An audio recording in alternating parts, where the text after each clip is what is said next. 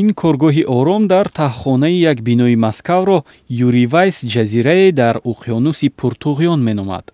дар пойтахти пурталотуми Русия ин рассом асарҳои асроромез меофарад ва дар байни наққошони дигар бо сабки шарқиёнааш фарқ мекунад.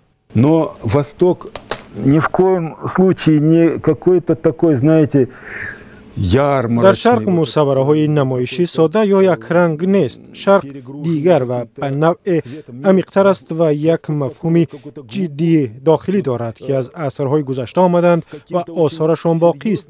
ин гуна нақшҳо бояд вуҷуд дошта бошанд, чунки шарқ як чизи холӣ нест. ин наққошӣ як муқоваи муҷаллои пӯке нест, ки рӯяш даст зади муддати тӯлонӣ аз он садо меояд. шарқ як чизи мустаҳкам, бехолигоҳ, пур аз рӯйдодҳои таърихӣ, фарҳангӣ ва эҳсосӣ аст ва ҳамин ҷанбааш бисёр муҳим аст. Юрий Вайс сабки хешро сарвате аз зиндагии 22-солааш дар Тоҷикистон меномад. ҳарчанд ин рассом дар шимоли Қазоқистон ба дунё омадааст, аммо даврони ташаккулаш ҳамчун эҷодкор дар Душанбе гузаштааст. Юрий Вайс дар расмҳояш шахсият, урфу одатҳо ва умқи муносибати мардумро инъикос мекунад. А тут вот сам вот этот момент, да, человек умер, его масалан як лаҳза аст ки инсон мефавтад, ӯро мебаранд. як пайкаре ҳаст ки гӯё иҷоза медиҳад, вале мегузорам маро бубаред. ҳамин пайкар дар ин ҷо калидӣ ва асосӣ аст, ки ба ӯ тамаркуз шудааст. ин як лаҳзае аст ки барои худи ман номафҳум аст, вале ман эҳсос мекунам ки ҳамин ҳоло чизи хубе аз дасти ман ҳосил мешавад. Завершон вот эта вот фигура какая-то ключевая. дар миёни асарҳои Вайс расме мавҷуд аст, ки муаллиф дар он фоҷиаи солҳои 90-умро инъикос кардааст. ин рассом, ки худаш азоби гурезагиро кашидааст, то чанд соли қабл мусаввараи Перикати Поле ё Хори Ғелонро мероси асосӣ дар маҷмӯи асарҳояш мешумурд. дар ин нақш Вайс кӯшиш кардааст саргардонии гурезаҳои ҷанги шаҳрвандии Тоҷикистонро, ки ба ҳамешагӣ тарки манзилҳояшон карданд, ба сабки хоса инъикос кунад. Вот это ощущение, когда корни вырвали и тебя понесло. инҷо эҳсос мекунӣ ки туро аз реша канданд ва бод туро мебарад. шояд инро озодӣ номида шавад, вале ин озодӣ чӣ дар кор аст вақте бод туро ба ҷое ки мехоҳӣ намебарад ва ба ҷое мебарад ки ваздигар аст. Хори Ғелонро аз реша ҷудо карданд ва бод онро ба ҷое мебарад. ба хатти уфуқ ва маълум нест ки онҳоро онҷо чӣ интизор аст. вазифаи ман дар мусаввараи Хори Ғелон инъикоси изтироб, инъикоси эҳсоси фоҷиа буд. бо вуҷуди соҳиб шудан ба мақому мартабаи баланд дар кишвари дигар, Юрий Вайс то кунун дар дил ҳасрати ҷудоӣ бо Тоҷикистонро дорад.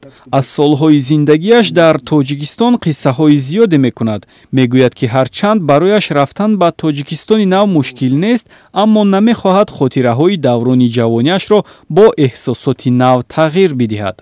У Марины, ну, у жены моей, какая-то вот такая настороженность. ҳамсари ман Марина кадом як мулоҳиза дорад, ки набояд беравем. шояд озурдагӣ бошад, чизе ки аз сарамон гузашт, бояд дигар акнун ба он барнагардем, чун аз назари равонӣ вазнин аст, чун ҳар чизеро ки буд намебинӣ. шояд дигар чиз ва ё одамони бегонаро мебинӣ.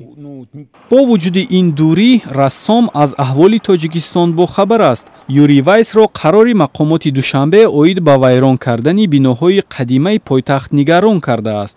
ба назари ӯ ин иқдом комилан нодуруст аст ва кӯшиши аз байн бурдани хотираи таърихии мардум мебошад. Снесли эту стеллу работы Татаринова с этим гербом. сутуни герби шӯравии кори Татаринованро аз маркази Душанбе бардоштанд. мегӯянд ки ҳоло ҷараёни аз байн бурдани мероси шӯравӣ идома дорад.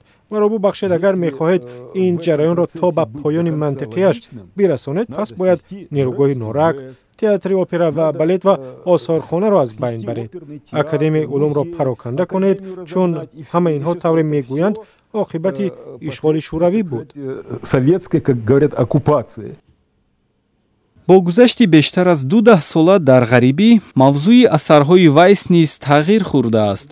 ҳарчанд рассом хотираҳои аз Тоҷикистон доштаашро бо наққошиҳои миллӣ тоза мекунад, вале гароиши ӯ ба сӯи мусаввараҳои инҷилӣ рӯшантар мегардад. шояд ин таъсири талаботи бозор бошад, аммо саргузашти эҷодкорон дар даври пиронсолӣ як пайроҳаро мемонад ва бештарашон ҳамин пайроҳаро интихоб мекунанд.